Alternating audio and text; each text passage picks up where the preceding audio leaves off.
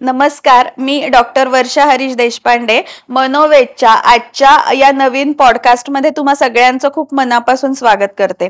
आजचा आपला जो विषय आहे तो थोडासा वेगळा आहे, तो म्हणजे स्पिरिच्युअलिटी किंवा अध्यात्म आणि त्याचा मानसशास्त्राशी असलेला संबंध, असा हा एक वेगळा विषय घेऊन आलेलो आहे.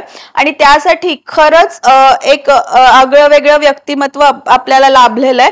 आगळं वेगळं मी याच्यासाठी म्हणते कारण तसं वयाने लहान असून सुद्धा त्यांचा स्वतःचा अध्यात्मावरचा अभ्यास आणि आयुर्वेदाची पकड ही खूप चांगली आहे. आणि त्यासाठी म्हणून आपण आज खरं तर त्यांना इथं निमंत्रित केलेलं आहे. ते स्वतः MD आयुर्वेद असून त्यांचं अहमदनगर येथे आयुर्वेद चिकित्सालय आहे आणि तिथं ते अगदी कॅन्सर पासून पॅरालिसिस पासून वेगवेगळे अगदी पेशंट्स हे ट्रीट करत असतात. आपल्याला आजच्या या पॉडकास्टसाठी लाभलेले तज्ज्ञ व्यक्ती आहेत वैद्य अनिकेत घोटणकर. त्याची आध्यात्मिक बैठक ही गुरु परंपरेतून बनत गेलेली आहे आणि त्याचे आध्यात्मिक गुरु आहेत ते म्हणजे सोनईचे परमपूज्य योगीराज हंसतीर्थ स्वामी महाराज. तर आजच्या पॉडकास्टमध्ये आपण साधारण बघणार आहोत की अध्यात्म हे शास्त्र आहे का नाहीये, किंवा अध्यात्मशास्त्रची सुरुवात म्हणजे एखाद्या बिगिनरला जर त्याच्यातून काही सुरुवात करायची असेल तर ती कुठल्या पद्धतीने सुरुवात करायची, किंवा हे कुठल्या वयामध्ये अंगीकारण्याचं शास्त्र आहे, हे खरंच फक्त म्हातारपणामध्ये गेल्यानंतरचं अवलंबण्याचं शास्त्र आहे का, किंवा मनावर तुम्ही कुठल्या कुठल्या पद्धतीने कंट्रोल ठेवू शकता, किंवा मनाचा उल्लेख किंवा मानसशास्त्र म्हणून अध्यात्मामध्ये मनाकडे कुठल्या दृष्टिकोनातून बघितलं गेलेलं आहे. तर हे सगळं आपण आजच्या पॉडकास्ट मधून बघणार आहोत. तर आजचा पॉडकास्ट तुम्ही शेवटपर्यंत बघत राहा आणि मला खात्री आहे की या पॉडकास्ट मधून तुम्हाला खूप नवीन गोष्टी तुम्हाला मिळणार आहेत. तर हा पॉडकास्ट शेवटपर्यंत बघत राहा.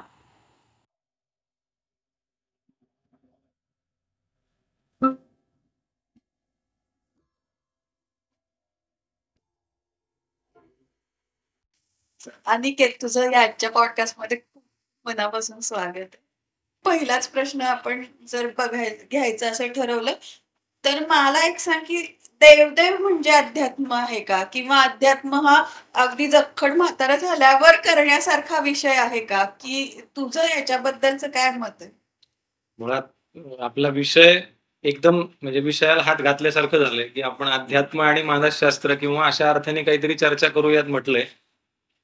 मुळात अध्यात्म या शब्दाचा जर आपण अर्थ बघितला तर आत्म्याच्या दृष्टीनं संशोधन, तर हा खरं तर खूप तात्विक होईल अर्थ.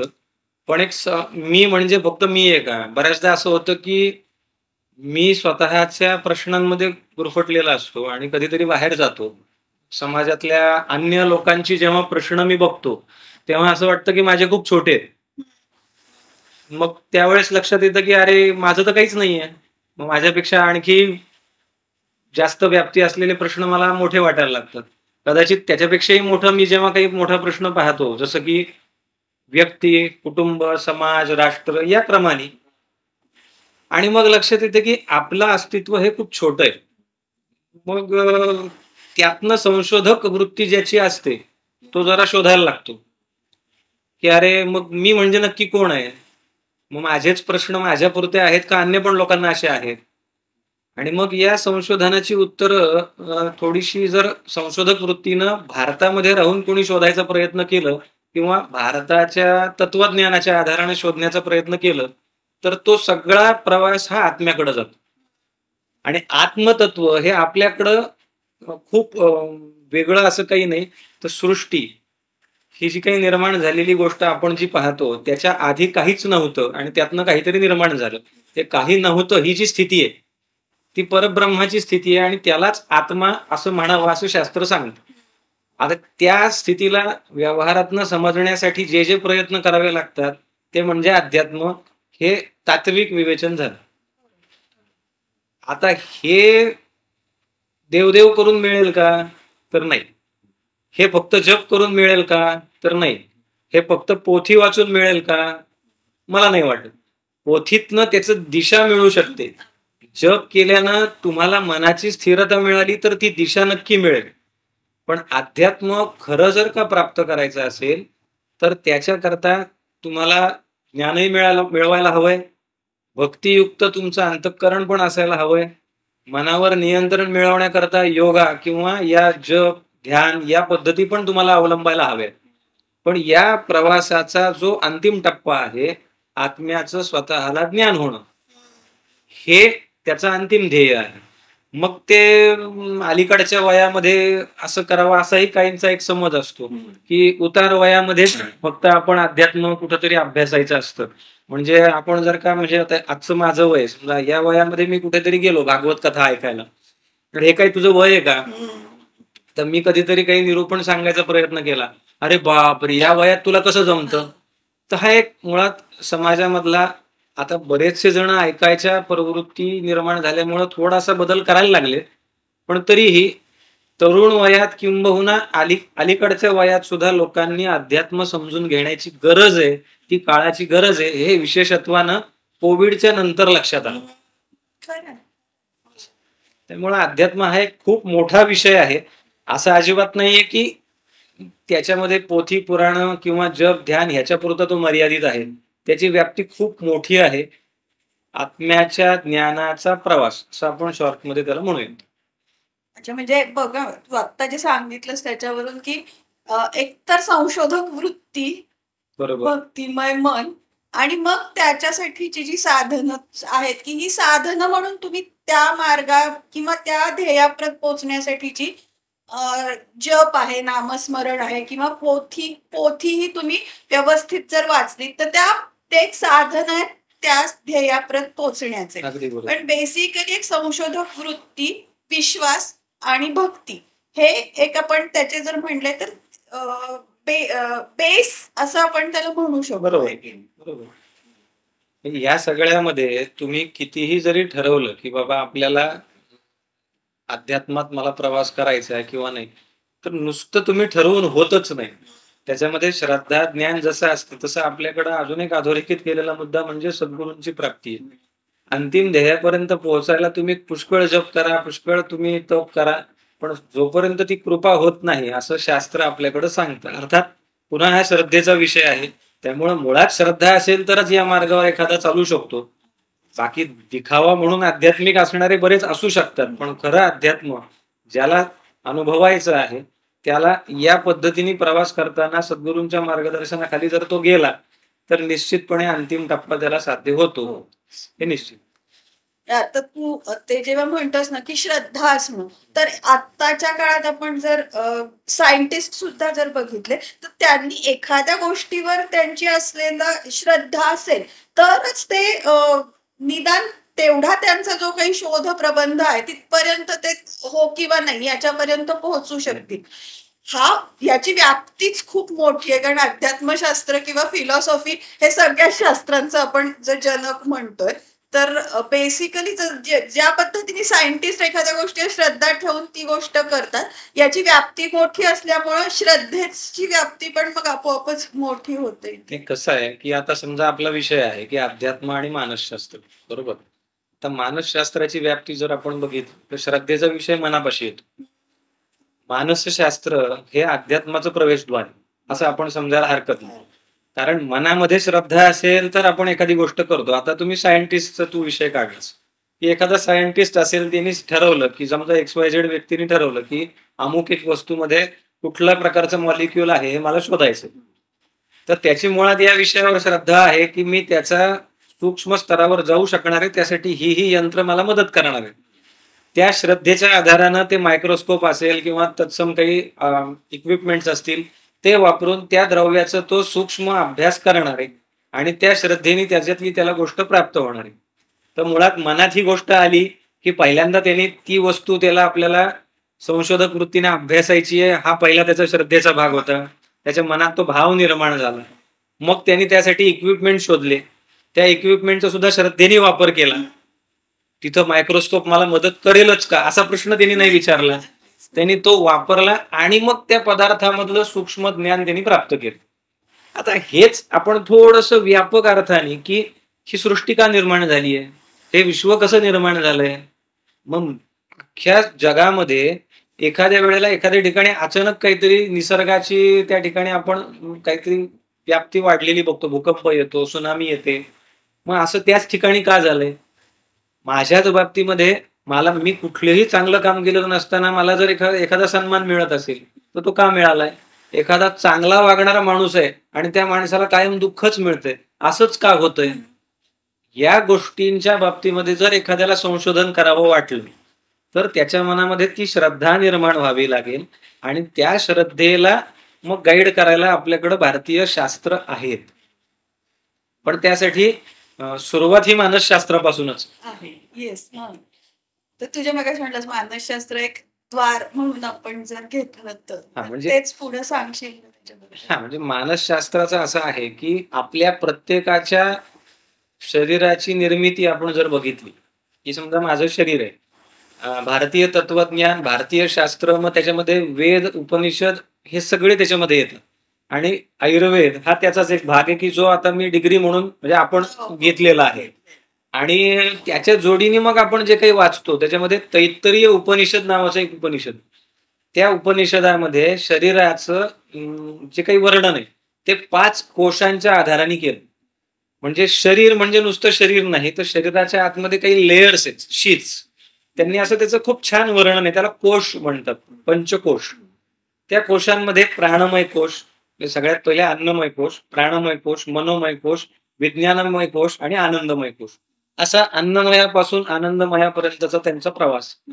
मग त्यात ते काय सांगतात की आपल्या शरीराची रचना ही अन्नमय कोशापासून झालेली आहे, बाहेरचं दिसणारं शरीर की ज्याचं पोषण अन्नापासून होतं. इंद्रिय स्वरूपामध्ये इंद्रिय जी आपलं काम करतात म्हणजे कुठलंही, त्याच्यामध्ये प्राण म्हणजे वायूच्या आधारानं सगळी इंद्रिय काम करतात. कुठलीही देवाणघेवाण म्हणजे मी ज्ञान ग्रहण करणं असेल, मला या बेडशीटचा स्पर्श जो आहे तो मऊ आहे हे समजण्यासाठी जे इंद्रिय माझं काम करते तो प्राणाचा भाग आहे, तो वायूच्या माध्यमातून मी ते स्वीकारतोय, हे प्राणमय कोश झाला. त्याच्या आतमध्ये माझं ज्ञान आतमध्ये पोहोचवण्यासाठी मन काम करते, म्हणजे बाहेरच्या अन्नमय कोशातून इंद्रियांच्या माध्यमातून बुद्धीकडे जाण्याचा जो प्रवास आहे तो मनाकडनं जातो आणि मधलं सगळ्यात जे ते मनोमय कोश आहे आणि आतमध्ये विज्ञानमय कोश आहे की जिथं बुद्धीचं काम आहे. म्हणजे आता एखादी गोष्ट व्यवहारात बघायची झाली तर मी करतोय शरीराच्या माध्यमातून, म्हणजे अन्नमय कोशाचा वापर करून मी कार्य करतोय. मी एखादी गोष्ट जाणून घेण्याचा प्रयत्न करतोय किंवा मला माहिती असलेली गोष्ट मी आता बोलतोय या ठिकाणी, किंवा मी जी पूर्वी वाचलेली आहे, ऐकलेली आहे, अनुभवलेली आहे ती मी आता बोलण्याचा प्रयत्न करतोय, तर या ठिकाणी माझं इंद्रिय काम करतोय. पण ते इंद्रिय करताना माझ्या मनाच्या ठिकाणी वापर केला जातोय की मी असं मांडू की तसं सांगू. पण आता यातला हाच भाग सगळ्यात उत्तम आहे हा निर्णय बुद्धी घेतीये आणि मग ते मी व्यक्त होतो तेव्हा मला वाटतं मी योग्य व्यक्त झालो, त्यातनं मला पूर्णत्वाचा जो आनंद मिळतो तो आनंदमय कोश. हा पंचकोशाचा प्रवास करताना मी म्हणजे शरीर नाही, मी म्हणजे इंद्रिय नाही, मी म्हणजे मन नाही, मी म्हणजे बुद्धी नाही. मग सगळ्यात आतमध्ये आनंद म्हणजे समाधान म्हणजे मी आहे का, तर नाही, समाधान सुद्धा एक तत्व आहे. काहीही नसणं असा निर्गुण निराकार तत्वाचा अभ्यास करताना मी म्हणजे काय नाही हे समजण्यासाठी शरीराचं चिंतन हे पंचकोशांच्या आधाराने उपनिषदात दिलेलं आहे. त्याच्यामध्ये मनोमय कोशाचा विचार आपल्याकडे दिलेला आहे. आता आजच्या काळामध्ये जसं की कोविडच्या काळामध्ये अनेकांना त्रास झाले आणि मनाने सो कॉल्ड कोंडस नाव डिप्रेशन, सगळेजण डिप्रेशन मध्ये गेले होते.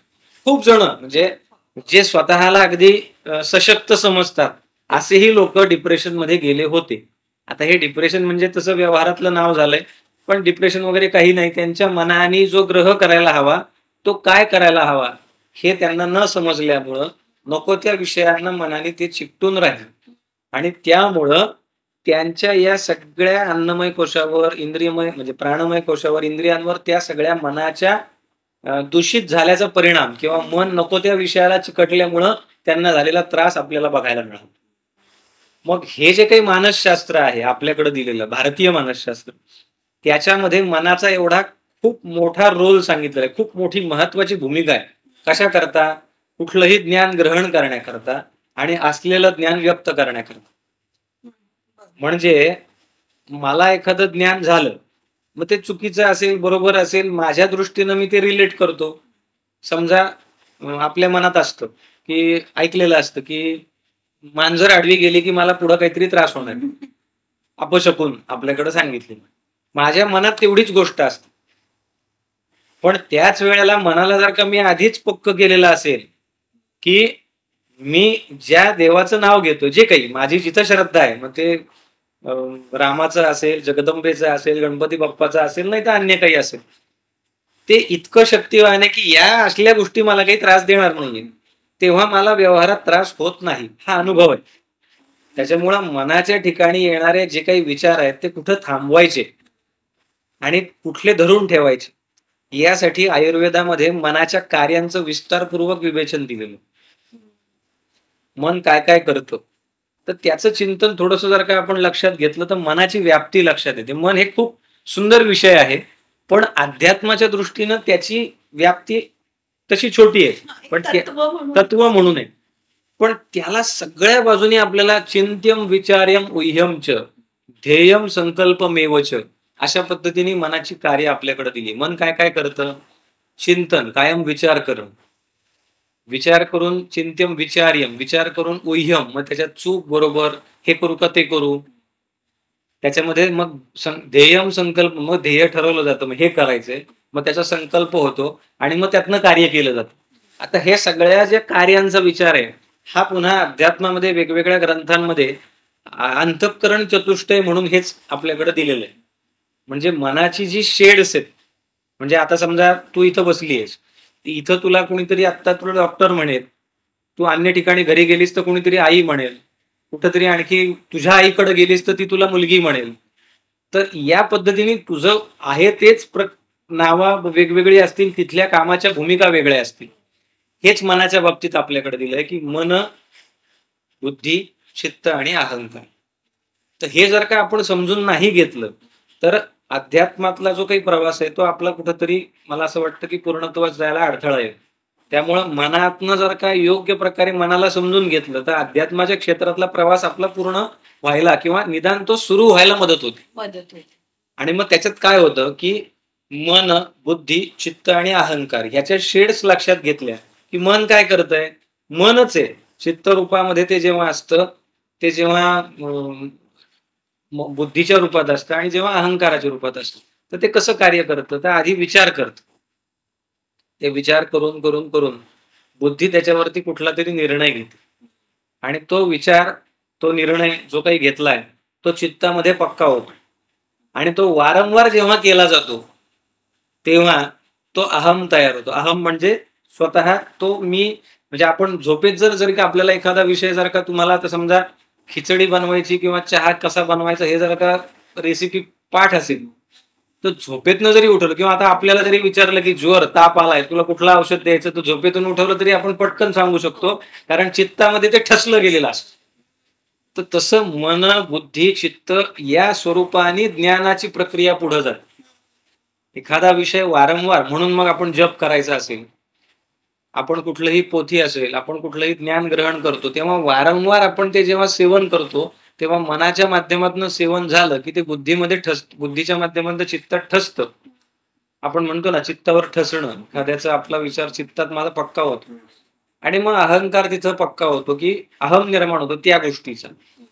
असा जर का आपल्याला निर्माण झाला त्या ज्ञानाचा की मी म्हणजे शरीर नाही, मी म्हणजे बुद्धी नाही, याप्रमाणे जर का मी म्हणजे आत्मतत्व आहे, आत्मवस्तू आहे, हा जो अध्यात्माचा प्रवास आहे हा जर करायचा असेल तर मनावरती या पद्धतीने काही गोष्टी ठसल्या पाहिजे.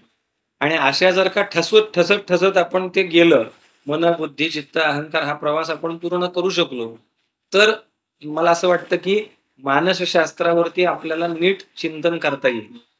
कारण मनाच्या या सगळ्या व्यापक कामाचं जर का आपण चिंतन नाही करू शकलो तर मानसशास्त्र हे फक्त म्हणजे मला भीती वाटतेय, मला एखाद्या गोष्टीचं टेन्शन जास्त येतंय, मला एखाद्या गोष्टीचा अँझायटी आहे, तर या सगळ्या गोष्टींच्या बाबतीमध्ये मनाच्या म्हणजे सायकोलॉजी या लेबल खाली फक्त याच्या ट्रीटमेंट सांगितल्या जातात.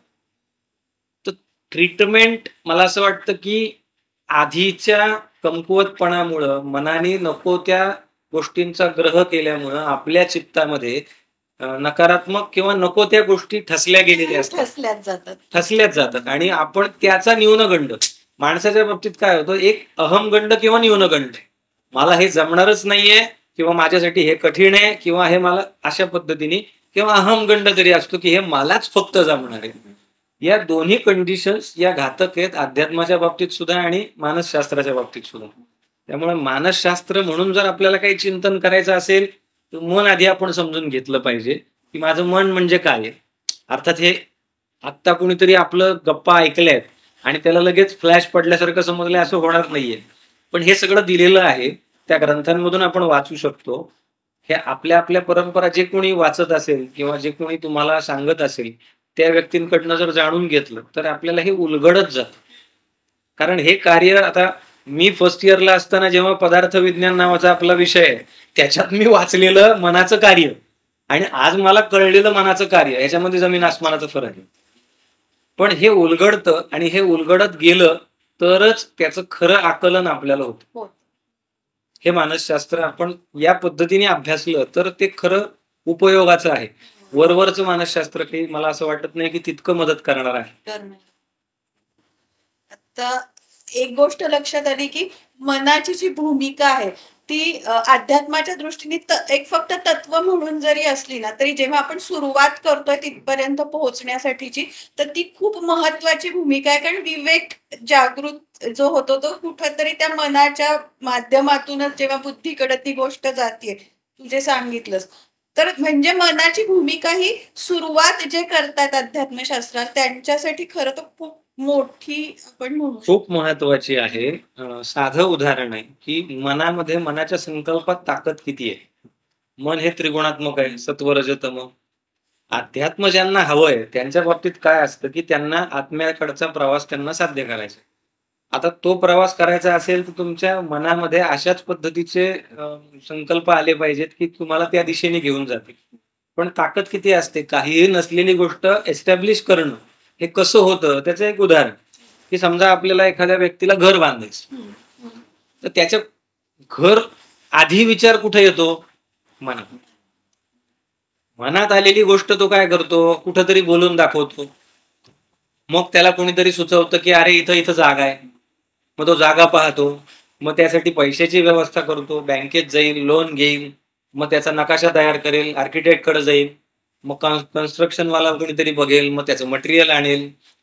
म्हणजे आधी शून्यामध्ये असलेलं घर आधी कुठं निर्माण झालंय, चिंत्यम विचार्यम उह्यम च ध्येयम संकल्पमेवच. मग ते घर जेव्हा उभं राहील, काहीच नव्हतं ना, आता उभं राहिलंय, पण अजून 100 वर्षांनी 150 वर्षांनी ते नसणार पण.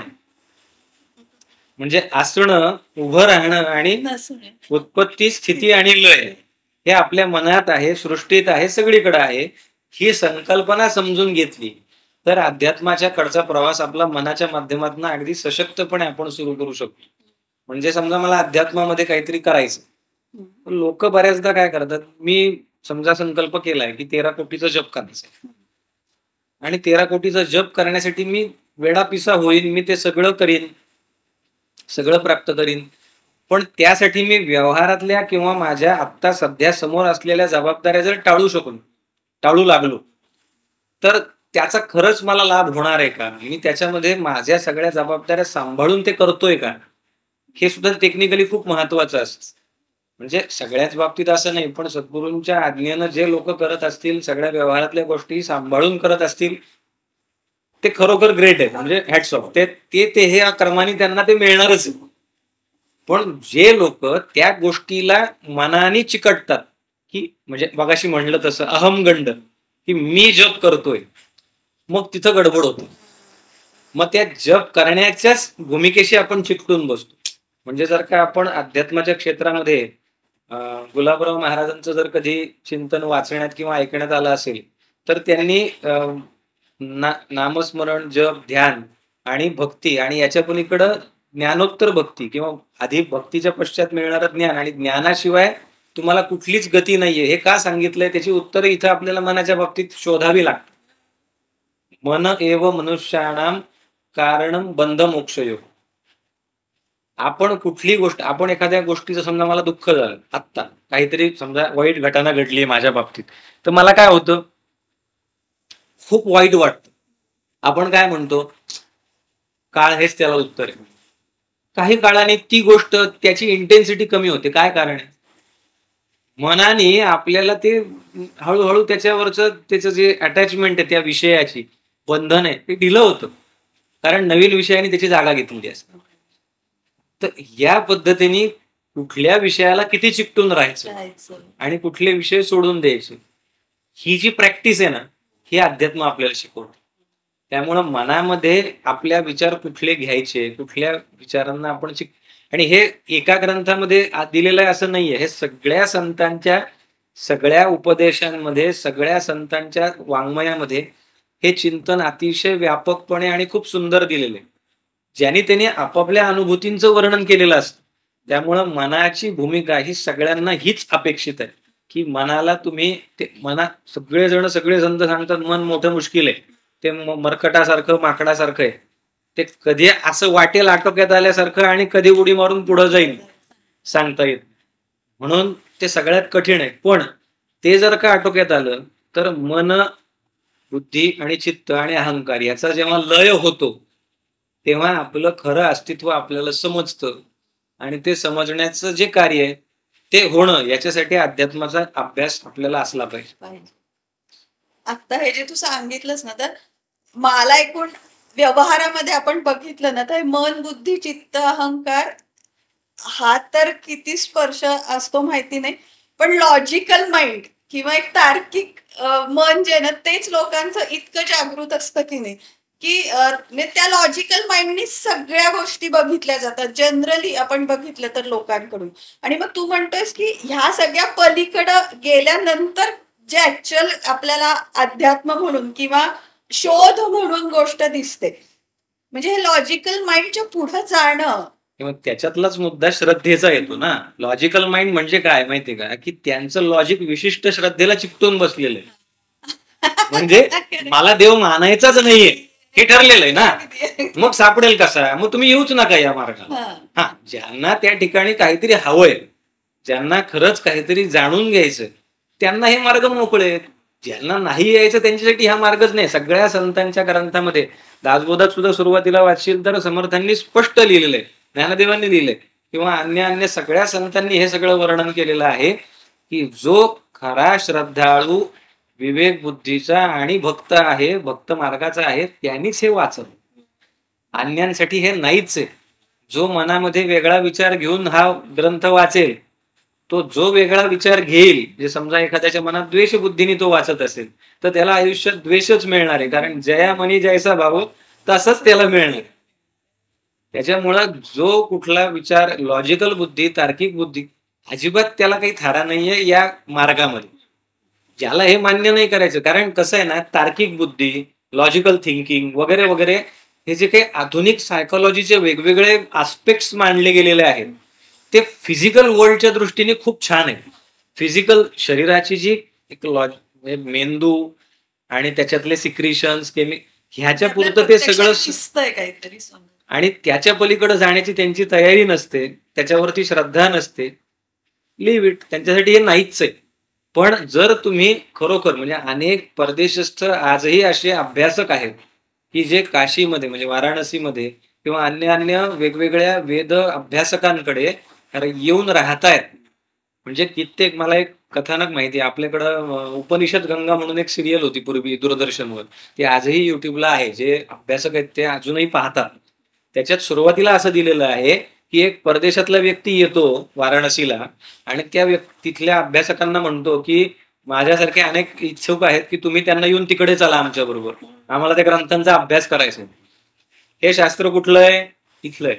भारतखंडामध्ये तुम्हाला जर शिकायचं असेल तिथे या, आमच्या नियमात इथे राहा, तर तुम्हाला आम्ही शिकवू. तो व्यक्ती खरोखर येतो, राहतो आणि शिकतो. आणि मग ते कथानकच असं आहे की त्या उपनिषद गंगा, उपनिषदांचे सगळ्या गोष्टी तो जो शिकतो, तर ते त्याचं ड्रामॅटिकल प्रेझेंटेशन त्या पूर्ण सिरियलमध्ये केलंय. अतिशय सुंदर मांडणी. जे आध्यात्मिक जी काही विचारधारा आहे ती खूप नाट्यमय पद्धतीने आपल्यासाठी सोपी करून मांडलेली आहे. म्हणजे इच्छुकांनी आवर्जून ते बघावं असं ते एक सिरियल आहे. म्हणजे मला असं एक या निमित्ताने आठवलं म्हणून सुचवतो की ती बघावी. उपनिषद गंगा खरोखर वेगवेगळ्या उपनिषदांमधल्या गोष्टी अशा खूप सोप्या करून सांगितल्या. नाही ऍक्च्युली ना खरं बघायला गेलं तर मॉडर्न सायकोलॉजी मध्ये सुद्धा ना लॉजिकल माइंड हा माइंडचा एक प्रकार म्हणून दिलेला आहे. त्यांनी बरेचसे जे प्रकार दिले तर पण आपण व्यवहारामध्ये आहे ना म्हणजे एक लॉजिकल माइंड इतकं घट्ट पकडून ठेवलेलं आहे ना त्याच्यामुळे अध्यात्म हा विषय काहीतरी बोजड आहे, काहीतरी त्याला जडत्व आहे, ही जी धारणा तयार झालेली आहे की नाही. या बाबतीमध्ये ज्या आपल्याकडच्या साध्या स्वरूपात राहणारे संत आहेत की ज्यांनी तसं बघायला गेलं तर लौकिक अर्थाने खूप काही साधना केली अशातला काहीच भाग नाहीये. ते सहज वागायचे. ते कुठलं प्रवचन करत नव्हते, म्हणजे कीर्तन करत नव्हते, तरीही त्यांच्या म्हणण्याला तो दर्जा होता. ते सहज वागणं जे आहे ना तेच अध्यात्म आहे. अध्यात्म म्हणजे काही असं गौड बंगाल नाहीये. मुळात हा जो काही एक बुद्धीच्या वरती केलेला एक खूप जणांना असं होतं नाही तो आपला प्रांतच नाही तो ग्रंथ बापरे मला तर कसा जमेल वाचायला, मला कळणारच नाही, वाचायच्या आधीच ही भूमिका असते. तर मुळामध्ये अध्यात्म म्हणजे काय आहे ही जर का समजून घेण्याचा प्रयत्न केला, ही जर का भूमिका आपली पक्की करण्याचा प्रयत्न केला ना तर हे सगळं उलगडत जात. साधी गोष्ट आहे. मला ज्ञान कसं मिळतं? मी आता समजा एखादी गोष्ट वाचतोय, समजा एखाद्याने मला सांगितलं की हे समोर दिसतंय ह्या पदार्थ म्हणजे मीठ आहे, ठीक आहे, तो खारट आहे. मी कसं बघणार? मी हातात घेणार, जिभेवर टाकणार, चव बघणार, मला कळलं. कर्मेंद्रिय आहे, कर्मेंद्रियाने माझ्या ज्ञानेंद्रियाशी संपर्क आलाय, ते द्रव्य माझ्या ज्ञानेंद्रियावर ठेवलंय, ज्ञानेंद्रियाने माझ्या मनाच्या माध्यमातून तो मेसेज पाठवलाय बुद्धीकडं, बुद्धीने टेस्ट त्याची फायनल केली आहे की हे लवणयुक्त म्हणजे खारट आहे आणि ते चित्तावर फिक्स झालं.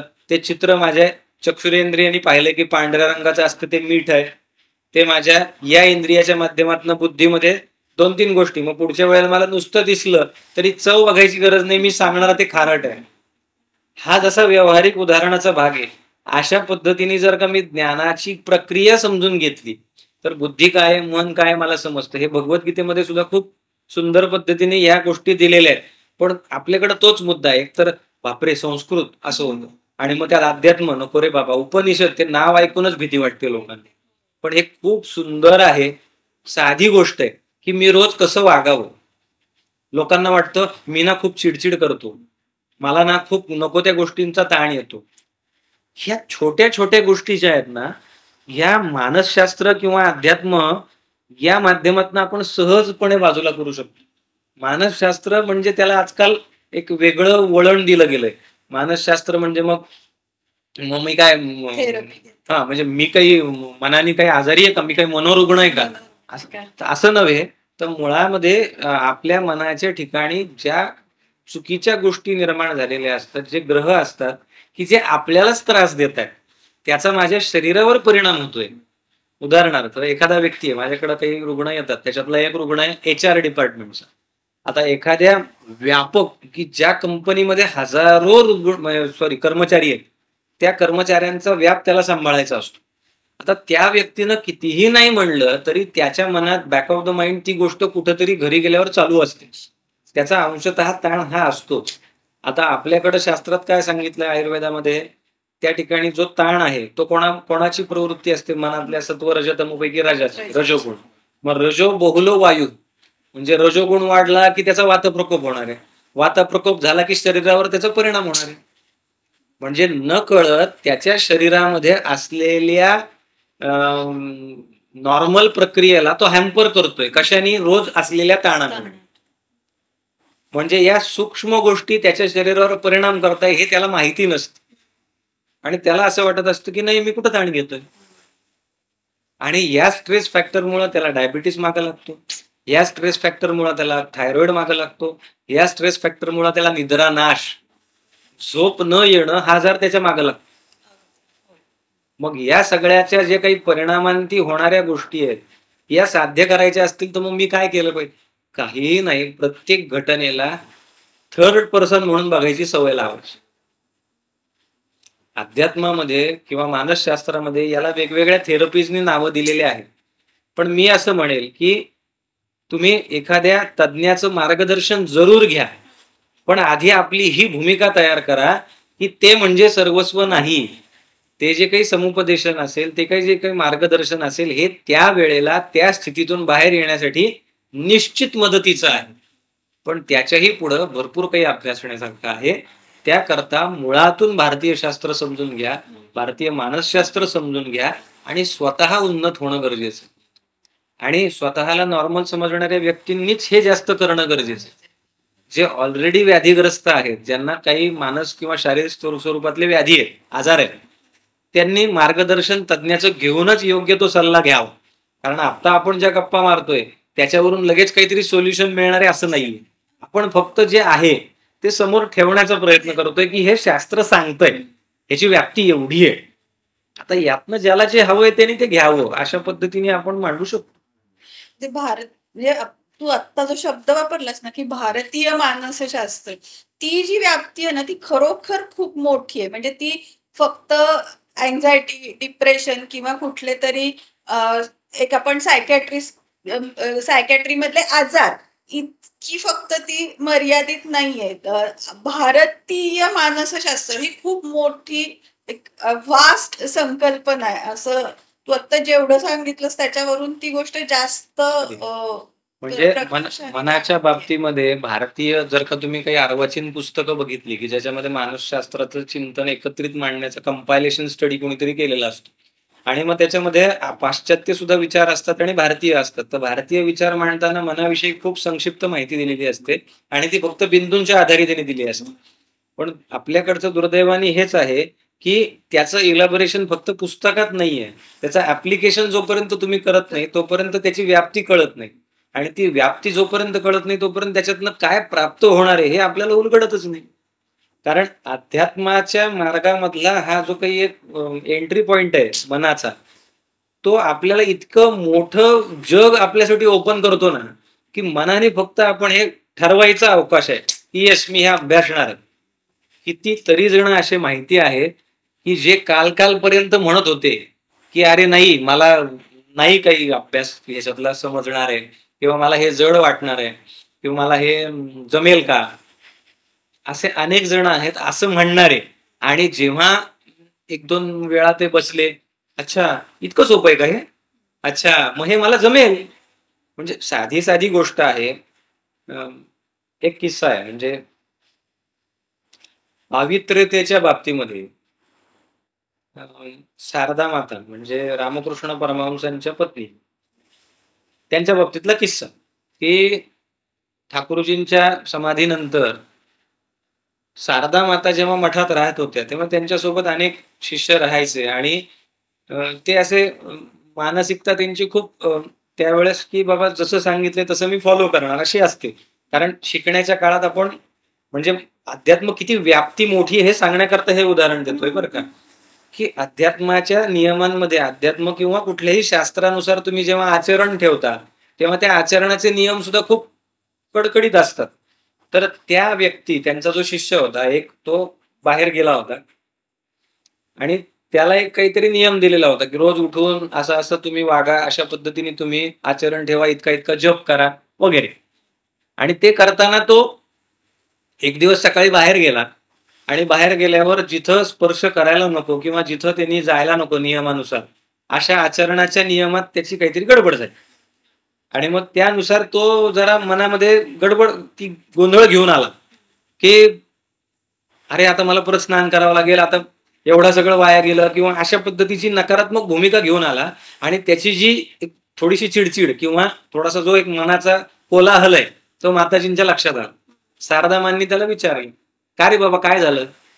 तो म्हणे असं असं आता स्पर्श झालाय आणि आता मी सगळी गडबड झाली आणि आता परत स्नान करावं लागेल, परत गंगेवर जावं लागेल, हे सगळं वाया जाईल वगैरे वगैरे वगैरे.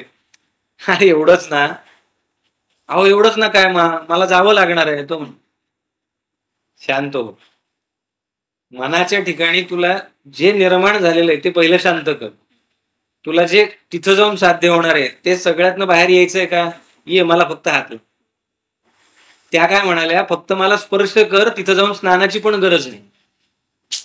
हे जे मनाचं पावित्र्य, हे जो विचारांमधला साधेपणा, हा शारदा माताजींनी प्राप्त केलेला होता. हे कधी साध्य होईल? त्यांची साधना अनेक ते अवतारी कार्य होतं. म्हणजे रामकृष्ण परमहंस आणि शारदा माता हे आजच्या काळामध्ये सुद्धा तुम्ही जर का बघितलं तर भारतवर्षामध्ये ती व्याप्ती किती व्यापक झाली आहे. लाखो लोक भारतातच नव्हे तर परदेशात पण फॉलो करत आहेत. रामकृष्ण मठ, रामकृष्ण मिशन, वेदांत सोसायटी, अनेक गोष्टी आहेत. मग या सगळ्या गोष्टींना जर का आपल्याला लक्षात घेतलं की ज्या वेळेला स्वामीजी होते, विवेकानंद स्वामीजी, त्यांना देह ठेवून समाधी घेऊन आता 125 वर्ष झाली. त्यावेळेला त्यांचं कार्य बघितलं आणि आजचं कार्य बघितलं तर कित्येक पटीने वाढलेलं आहे. आणि त्यांचं कार्य करण्याचा बिंदू काय आहे? वेदांत. वेदांत म्हणजे काय? अध्यात्माचं सगळं सार ते आहे. मग ती व्याप्ती का वाढतीये? कारण ते हवंय लोकांना. वारकरी संप्रदाय आपण बघतो, वारकरी संप्रदायाच्या बाबतीतलं सगळ्यात जिवंत उदाहरण माझ्या मनाला पटलेलं की माऊलींच्या बाबतीत आपण अनुभव बघितला की माऊलींच्या समाधीचं सगळं वर्णन नामदेव महाराजांनी केलंय. त्या अभंगातलं आपल्याला वाचायला मिळतं.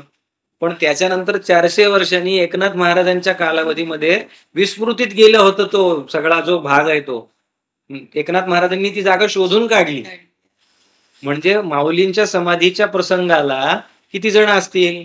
100, 500, 1000 लोक किंवा काही हजार असतील. त्यानंतर लोकांना त्याचं विस्मरण झालं. पण आज एक 5 वर्षापूर्वी मी स्वतः आळंदीमध्ये माऊलींच्या समाधीच्या उत्सवाला स्वतः गेलो होतो. किती जण असतील ताई? 3.5 लाख लोक आळंदीमध्ये. कशासाठी येत आहेत लोक? हे जे काही माऊलींचा विचार आहे, हा जो काही स्वामीजींचा विचार आहे, हा जो काही संतांचा विचार आहे, हा लोकांना हवा आहे. आणि हे संतांनी ओळखलेलं मानसशास्त्रच आहे. हे भारतीय मानसशास्त्र आहे. भारतीय मानसशास्त्र हे एवढं संकुचित नाहीये. सगळे संत जर एकत्र केले तर किती होईल? आणि तो फक्त एंट्री पॉइंट आहे अध्यात्माचा. म्हणजे अध्यात्मशास्त्र किती वास्ट असेल. कारण आपण फक्त बघतो म्हणजे मला वाटतं अमेरिकेचे जे पहिले राष्ट्राध्यक्ष आहेत त्यांच्या बाबतीतलीच ही कथा सांगितली जाते की त्यांनी स्वतःचं अस्तित्व ओळखलं कसं? तर ते अनेकदा त्यांनी तो नकाशा बघितला की आपलं शहर, गाव, त्याच्यानंतर ते राज्य, मग ते देश, मग तो खंड, मग पृथ्वी, मग सूर्यमाला, मग आकाशगंगा, मग ब्रह्मांड. ही जी काही व्याप्ती आपण बघत जातो त्याच्यात आपलं अस्तित्व जेव्हा लक्षात येतं तेव्हा आपण अख्ख्या शरीरात आपली एखादी पेशी कशी असते त्यापेक्षाही क्षुल्लक. मग ही व्याप्ती जी आहे ना ती अध्यात्माची. पण त्याच्यात एंट्री करायची असेल तर आपल्या सगळ्या संतांचं तुम्ही कोणत्याही संतांचं वाङ्मय काढा, ज्यांना परंपरा आहे अशा भारतीय संत परंपरेचं वाङ्मय तुम्ही काढलं तर त्या ठिकाणी सगळ्यांनी मनालाच उपदेश केलेला आहे. कारण ते अध्यात्माचं प्रवेशद्वार. आणि त्या मनावरती जर तुम्हाला काम करायचं असेल तर संतांनी सांगितलेल्या गोष्टी तुम्ही फॉलो करा. तुम्हाला त्याच्यात अडचण येणार नाही. जे मनाला उपदेश केलाय म्हटलास तर मला एकदम मनाचे श्लोक जे रामदास स्वामींनी म्हणजे त्यांना तो एक गोष्ट त्याच्यावर निर्माण करावीशी वाटली इतकं ते मनाचं. जर 205 श्लोक आहेत मनाचे आणि त्या प्रत्येक श्लोकाची व्याप्ती बघायला गेलं तर त्याच्यावर म्हणजे काय तुम्ही कीर्तनकार जर कधी ऐकत असाल तर याच्यावरती युट्यूब वरती तर कितीतरी कीर्तनकार असे आहेत की त्यातल्या एका श्लोकावर 7-7 दिवस प्रवचन कीर्तन करतात. इतकी त्या एका श्लोकामध्ये शक्ती आहे. म्हणजे आपल्याला मनाच्या बाबतीमध्ये किती आयाम समजून घेणं गरजेचं आहे हे जर का आपल्याला समजून म्हणजे हवं असेल तर या सगळ्या संतांच्या वाङ्मयाचं चिंतन आपल्याला करायला हवं. म्हणजे आयुर्वेदाच्या निमित्ताने खरं तर याचं इंट्रोडक्शन आपल्या आयुष्यात झालं. पण या बाबतीमध्ये योगायोगानं घरी असलेली गुरु परंपरा, घरी असलेलं वातावरण, आमच्या बाबांनी आणून घरी ठेवलेली सगळी जी पुस्तकांची एक मोठी रेलचेल आहे त्याचा खूप फायदा झाला. त्याच्यामुळे एक लक्षात आलं की महाराजांचं म्हणजे आमच्याकडे गुरुपरंपरा आहे सोनईची. श्री क्षेत्र सोनई, शिंगणापूरच्या जवळ जे सोनई म्हणून क्षेत्र आहे त्या ठिकाणी रेणुका मातेचं एक स्वयंभू स्थान आहे. काच मंदिर म्हणून ते प्रसिद्ध आहे. तर त्या परंपरेमध्ये महाराजांनी जी काही वाङ्मयाची निर्मिती केली आहे, शिवशक्ती हे त्याचं मूळ आराध्य दैवत आहे. आणि आई जगदंबा रेणुका मातेची कुलदेवतेची उपासना आहे.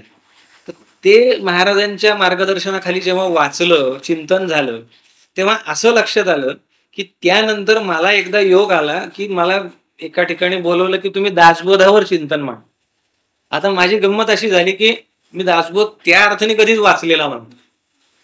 मग मी म्हणलं नाही, माझे 2-3 परिचित आहेत, मी त्यांना जरा सुचवतो की तुम्ही मांडा विषय. नाही म्हणे, आम्हाला तुमच्याकडनंच ऐकायचं. म्हणजे मला त्यांनी असं, आता काय झालं की मी महाराजांना विचारलं की असं असं म्हणतो, वाचा म्हणे, जमेल.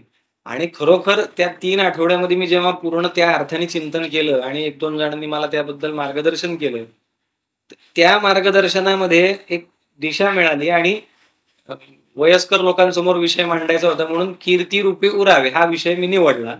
आणि किती ठिकाणी कीर्ती रूपे उरावे हे आलंय असं सांगितलं.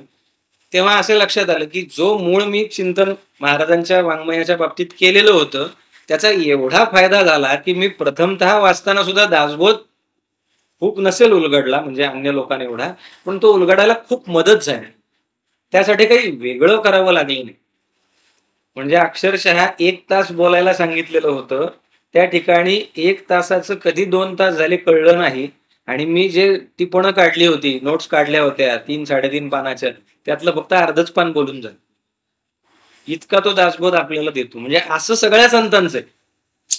त्याच्यामुळं मनाचे श्लोक हे तर एक जस्ट मी म्हणेल की ट्रेलर आहे. म्हणजे त्याच्यातच एवढं आहे की अख्खं आयुष्य एखादा माणूस म्हणला तर पीएचडी करूनही त्याच्यात पूर्ण होणार नाही अभ्यास, एवढं त्याच्यात दिलेलं आहे. पण हे सगळं समजून त्याचा उपयोग व्यवहारात करणं, याला अध्यात्म म्हणतात. म्हणजे ही सगळी संतांच्या वाङ्मयामध्ये दिलेली माहिती मला आहे म्हणून सगळं संपत नाही. ती थिअरी झाली.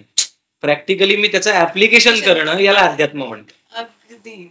ऍप्लिकेशन काय आहे हेच जर नाही समजलं तर मग ते इन्फॉर्मेशन म्हणून राहील तुमच्या. कारण सुरुवातीला आपण काय बघितलं की आत्म्याच्या ज्ञानाकडचा प्रवास म्हणजे जर अध्यात्मशास्त्र असेल तर तो प्रवास, समजा एखाद्याने आध्यात्मिक उन्नती साध्य केली, त्याला आत्मसाक्षात्कार मिळाला, म्हणजे त्याचं आयुष्य संपत नाही ना, तो देहावर असतो, मग तरीही त्याला जगायचं असतं.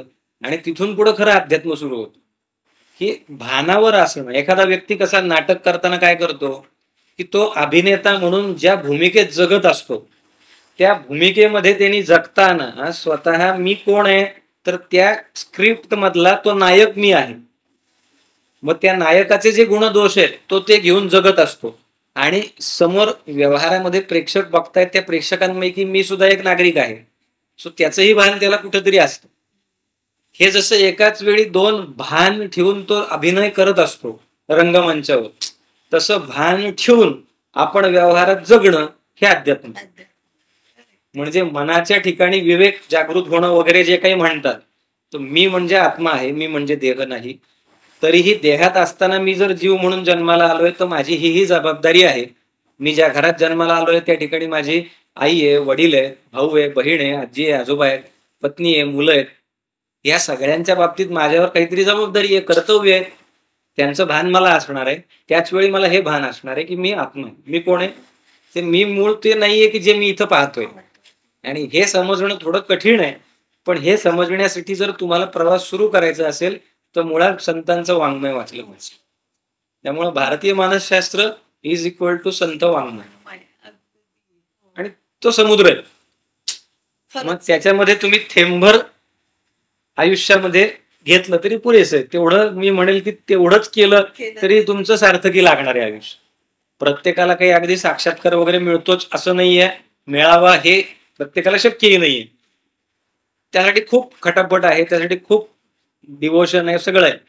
पण या बाबतीमध्ये अगदी लौकिक व्यवहारिक, माझा काहीतरी बिझनेस आहे, माझी काहीतरी नोकरी आहे, माझं शिक्षण सुरू आहे, त्या प्रत्येक ठिकाणी मला जर उत्तम यश हवं असेल, संसार माझा चांगला हवा आहे, प्रत्येकाला हवा असतो, मला नोकरी चांगली करावी, मला तिथं प्रमोशन मिळावं, मला बेटर ऑप्शन काहीतरी पॅकेज माझं वाढावं, प्रत्येकाला इच्छा असते. पण मग त्या ठिकाणी जर का तुमचा व्यवसाय नोकरीमध्ये बढोतरी तुम्हाला हवी असेल तर तुमचं काम उत्तम पाहिजे. म्हणजे काय की तुम्ही फोकस्ड पाहिजे. म्हणजे काय, मनाने तुम्ही त्या ठिकाणी एकाग्र पाहिजे. म्हणजे आलं कुठं परत मनापासून. मग मन तुमचं कसं आहे याच्यावरती जर सगळं अवलंबून असणार आहे, तर मनाला तुम्हाला ताब्यात ठेवायला हवंय, त्याच्यावर नियंत्रण हवंय आणि त्याच्यानुसार धोरणात्मक आचरण तुमचं असायला. आणि हे खूप सोपं नाहीये, पण म्हटलं तर सोपं पण. तुम्ही जर ती मनापासून इच्छा ठेवली तर जमणार आहे. म्हणजे मला जर पालेभाजी आवडतच नाही असं एखाद्याने ठरवलं, तर त्याला तो खाणारच नाहीये कधी. पण ती तुम्हाला काहीतरी पोषण देणार आहे, त्यातनं तुम्हाला काहीतरी न्यूट्रिशन मिळणार आहे असं डॉक्टरनी समजून सांगितलं आणि मग त्याने ती खाल्ली आणि मग त्याला कळलं की अरे ती खरंच चवीने छान असते, तर मग तो खातो ना. तसं कुठंतरी या बाबतीत आहे की आपण जरा भूमिका आपली शिथिल केली पाहिजे. अनेकांच्या बाबतीमध्ये हे सांगणारे भेटतातच असंही नाहीये, हाही मुद्दा आहे. की काय होते गंमत की मला नाही होय, मला आतापर्यंत कोणी सांगितलंच नाही. म्हणजे अक्षरशः छोट्या छोट्या गोष्टी सुद्धा त्यांना कुठं मिळालेल्या नसतात, तर त्या मिळाव्यात असं वाटत असेल. त्याची सुरुवात वाचनापासून, वाचन हे खरं तर सगळ्यांना अवेलेबल असणारी गोष्ट आहे, पण कमी झालंय ना आता. हो. म्हणजे आता सध्याच्या काळात वाचायला वेळ मिळालेली माणसं मुळात कमी. मग ऑडिओ बुक्स निघाली आहेत. म्हणून मी म्हणलं युट्यूबवरची प्रवचन कीर्तन हा एक सध्या खूप मोठा साठा आहे. बेसिकली काय आहे की अनेक जण म्हणजे वयस्कर माणसं सुद्धा अशी तक्रार घेऊन येणारे आहेत. म्हणजे त्यांचं वय 60च्या पुढे असेल तर त्यांचे कौटुंबिक मंडळी तक्रार करतात, अहो त्यांना सांगा ना जरा 8-8 तास ते मोबाईल घेऊन बसतात. म्हणजे मोबाईल हे व्यसन झालंय, म्हणजे पुन्हा मनाचं गुंतणं आलं. मग ह्याच्यातनं बाहेर पडायला सुद्धा अध्यात्म आहे. ठीक आहे, मोबाईल हे इन्स्ट्रुमेंट आहे, त्याचा तुम्ही कसा वापर करायचा हे तर ठरवा. मग त्याच्यावर तुम्ही काय बघायचं हा सुद्धा पुन्हा मुद्दा येतो विवेक बुद्धी. आजच्या काळामध्ये जर तुमचा विवेक जागृत ठेवायचा असेल तर अध्यात्माच्या मार्गाने जाण्याशिवाय पर्याय नाही. आता अध्यात्म हे नाव जर कोणाला नकोसं वाटत असेल तर ते नाव नका घेऊ, पण ज्याला आपण व्यवहारामध्ये म्हणतो की एक क्लिअर माइंड असलं पाहिजे, ते जर का तुम्हाला एखाद्याचं कॅरेक्टर उत्तम असलं पाहिजे, तो व्यवहारामध्ये कसा आहे शेवटी की समोरचा व्यक्ती जसा आपल्याशी वागतो त्या पद्धतीने व्यवहार आपल्याला पुढे नेताना आपल्याला व्यावहारिक पण असावं लागतं. आणि हेच तुम्हाला अध्यात्म शिकवतं की कशाला कुठं किती महत्व द्यायचं. अध्यात्म हे काही संन्यास घेऊन करण्याचं एकतर ते शास्त्र नाहीये, की जी एक आपण बघतो की मिसकन्सेप्शन लोकांमध्ये खूप प्रमाणामध्ये दिसत. खरं तर तो गृहस्थाश्रमामध्ये सुद्धा करण्यासारखी गोष्ट आहे आणि ती त्यामध्ये तुम्ही अचीव करू शकताय, हे आता आपल्या ऍक्च्युअल ह्याच्यामधून जास्त चांगलं समज. पण असं करण्यासाठी आधी आपण खूप ऐकलं पाहिजे.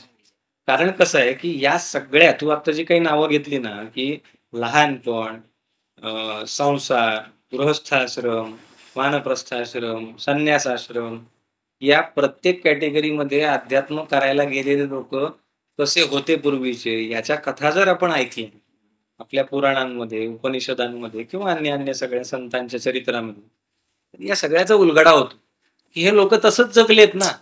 ह्याच्यासाठी काही बंधन असण्याचं कारणच नाहीये. मग अशीच एक ठिकाणी विषय केला की आज जरा पॉडकास्ट करायचा आहे, बोलणार आहे. अच्छा काय विषय? म्हणजे अध्यात्म आणि मानसशास्त्र किंवा भारतीय मानसशास्त्र असं काहीतरी विषय. अच्छा अध्यात्म. मी म्हटलं तुम्हाला काय वाटतं अध्यात्म म्हणजे काय? सहज आपला प्रश्न टाकला. ते म्हणे की देवाचं करणं म्हणजे अध्यात्म.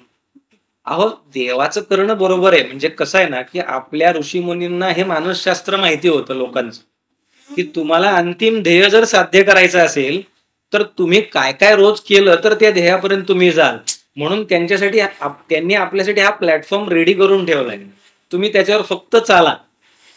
म्हणजे आजकाल काय गुगल काय करतं आपल्याला रोड मॅप देते, तुम्ही डेस्टिनेशन टाकलं की तिथपर्यंत जाण्याचा मार्ग दाखवतो.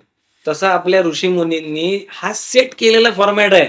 कारण त्यांना तेवढं त्यांचं त्यांचीच मानसिकता तेवढी, त्यांची व्याप्ती एवढी होती की आपलं मन त्यांना माहिती होतं. त्याचं मन वैश्विक झालेलं होतं, विश्वाकार झालेलं होतं, किंबहुना तेच व्यापक होते स्वतः, ते देहाच्या पलीकडचे होते. त्यामुळं त्यांच्या मनाने व्याप्ती एवढी साध्य केलेली होती की सामान्य लोकांच्या मानसिकतेचा त्यांनी चिंतन अशा पद्धतीने केलेलं होतं की एखादा सामान्य माणूस आहे, त्याला जर का अंतिम ध्येयापर्यंत आपल्याला न्यायचं असेल तर त्यांनी काय काय करावं. तर मुळामध्ये त्या परमात्म्याला बघणं अवघड आहे. मग त्याला आपण या निसर्गामध्ये कशा कशात बघायला सांगू शकतो.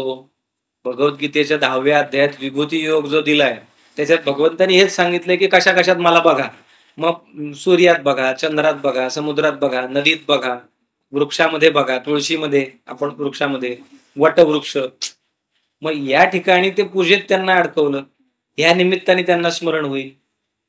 कुठंतरी 16 संस्कार दिले, त्या संस्काराच्या निमित्ताने मृत्यू संस्कार जो आहे म्हणजे निधन झाल्यानंतर जो काही अंत्यसंस्कार केला जातो तो सुद्धा संस्काराचा भाग म्हणून दिलाय. हा उगाच नाही दिला आपल्या शास्त्रामध्ये. हे सगळं करताना मूळ अध्यात्माचा हेतू जो आहे तो साध्य होण्याच्या दृष्टीने हे सगळं डिझाईन केलेलं आहे. आणि म्हणून मग तो देवदेव ही एक संकल्पना रूढ झाली. एक्झॅक्टली. देवदेव ही जी संकल्पना आहे ना ती लोकांच्या डोक्यामध्ये आहे. म्हणजे कुठंतरी असं वाचलं जातं की ह्यानी एवढं देवाचं करतो एखादा व्यक्ती आणि त्याच्या बाबतीत काहीतरी वाईट घटना घडते आणि मग ते डोक्यात बसतं आणि मग मला नाही करायचं देवाचं. तर मुळात आपल्याकडं देव ही संकल्पना दिली आहे कशासाठी, तर मूळ अध्यात्माच्या एंड पॉइंटला नेण्याकरता. देव अशी काही शक्ती नाही आहे की जी तुमचं वाईट करणार आहे. मुळात जो न्यूटनचा नियम आहे ना तो आपल्याकडचा नियम ही प्रत्येक कर्म हे कुठल्या तरी आपल्याच कर्माचं फळ असतं. हे अगदी 100% अध्यात्मामध्ये आपल्याकडं सगळ्या संतांच्या वाङ्मयात किंवा कुठल्याही उपनिषदात वेदात तुम्हाला हे बेसिक आहे.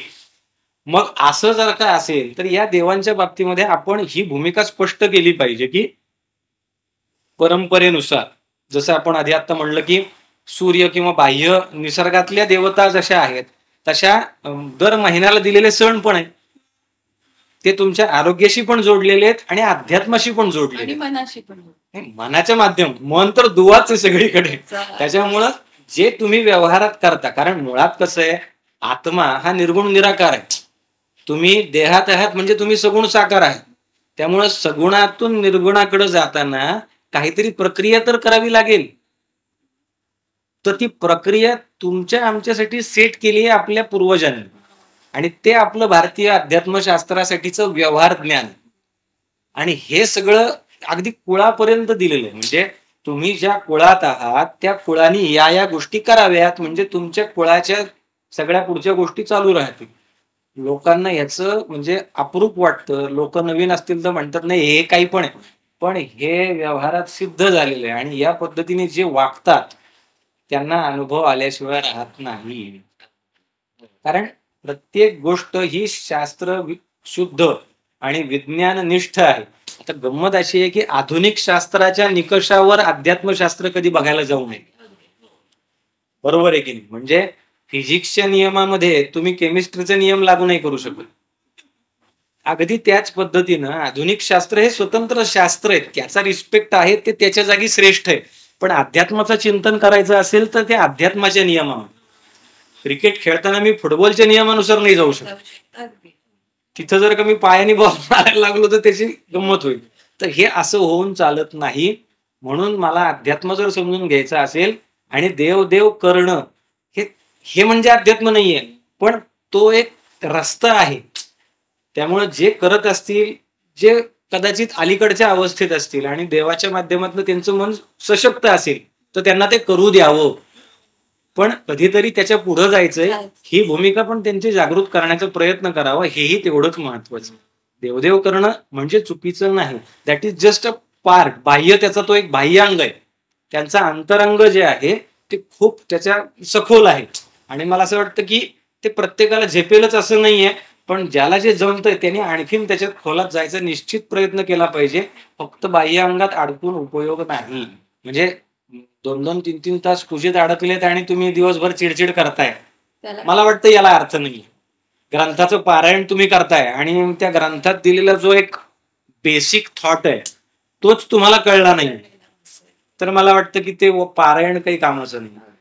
तर स्वार्थ बुद्धीनं एखादा व्यक्ती की माझी अडचण दूर व्हावी म्हणून काहीतरी करत असेल तर एका अडचणीपुरतं त्याने ते करावं इथपर्यंत ठीक आहे, पण दरवेळी स्वार्थासाठीच करावं याला काही अर्थ नाही. त्यामुळं ते अध्यात्म तो व्यवहार झाला आणि तो व्यवहार मग तो फिजिकल वर्ल्ड मधला ती गोष्ट मग ती अध्यात्माला कधीच मान्य नाही. किंबहुना मान्य नाही म्हणण्यापेक्षा त्याला काही हासिलच होणार नाही, त्यातनं प्राप्तच होणार नाही. असं एक सारासार त्याविषयी सांगता येईल.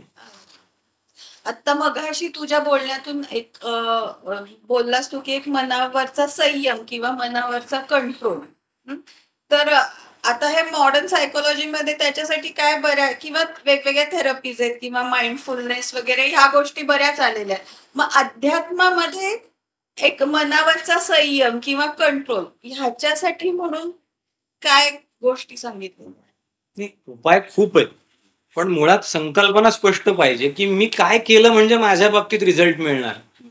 कारण स्वभाव भिन्नता असते. आता एक व्यक्तीमध्ये भेटले होते की ते असं सांगत होते की मला आहे ना जरा अशी शांतता असल्याशिवाय झोपच येत नाही बरं का डॉक्टर. मग रात्री मला आता त्याची मिसेस सांगतेय की आमचे घर प्रचंड शांततेत आहे डॉक्टर, अजिबात तिथे नाही. नाही, मला ते रस्त्यावरच्या गाड्यांचा आवाज येतो.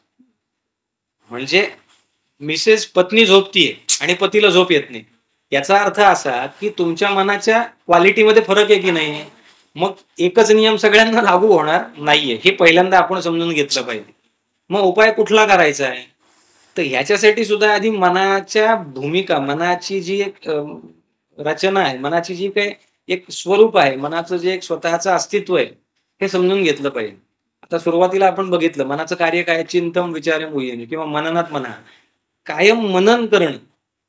हाच जर का मनाचा स्वभाव असेल तर गंमत होते. एखाद्याला समजा सांगितलं की तुम्ही नामस्मरण करा किंवा ध्यान करा, मेडिटेशन करा किंवा योग निद्रा करा, तर व्यक्ती करायला जाते. शांत बसल्यावर अहो नाही हो, मी शांत बसल्यावर माझ्या मनात जास्तीच विचार येतात. याकरता मनाच्या स्वभावाचा आधी अभ्यास झाला पाहिजे. मनाचा स्वभाव काय आहे, विचार करणं. आता एखाद्या मुलाचा स्वभाव आहे धिंगाणा करायचा आहे, त्याला मस्ती करायला आवडते आणि त्याला तुम्ही गप्पास किती वेळ गप्प बसवणार? 5 मिनिटं, 10 मिनिटं, 15व्या मिनिटाला तो उडी मारणारच आहे. तसंच मनाचं आहे. मग मनाच्या मूळ स्वभावाला जर समजून घेतलं नाही तर ध्यानाच्या प्रक्रिया कळत नाहीत, जप कळत नाही. प्रक्रिया खूप आहेत, पण त्या मनाला समजून घेऊन जर का केल्या तर त्याचा उपयोग आहे. अर्थात याला योग्य मार्गदर्शन पाहिजे. जसं आपण म्हणतो की आयुर्वेदामध्ये प्रकृती भिन्नता दिलेली आहे, व्यक्ती तेवढ्या प्रकृती, तसं मनाच्या बाबतीतही आहे. त्यामुळं माझ्या बाबतीत, तुझ्या बाबतीत काय नेमकं मनाचा स्वभाव आहे, सध्याची आपली प्रकृती नेमकी कुठल्या प्रकारची आहे, हे जोपर्यंत मी समजून घेत नाही तोपर्यंत त्याच्यावरचा उपाय करणं डायरेक्टली हे तसं योग्य नाही. मग ते कुठले कुठले उपाय असतात, आता व्यवहारात जे वापरले जातात, आधुनिक शास्त्रानुसार असतील किंवा भारतीय मानसशास्त्रानुसार असतील, सगळे योग्य आहे. शेवटी काय आहे, मनाला आत्ता जागेवर आणायचं, ते अस्थिर झालेलं आहे त्याला स्थिर करायचं.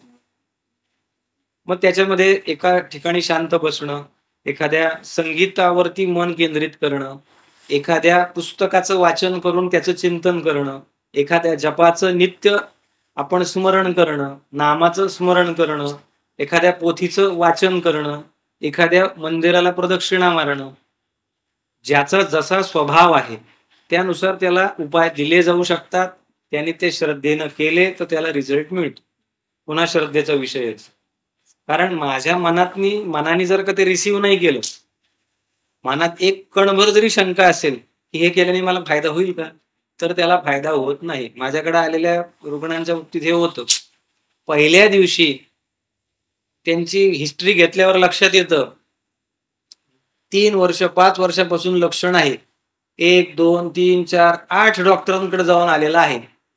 त्याला मी आधीच सांगतो, बाबा रे 9वा डॉक्टर आहे मी, 10व्याला जायच्या आधीचा डॉक्टर म्हणून माझ्यावर लेबल लावू नकोस.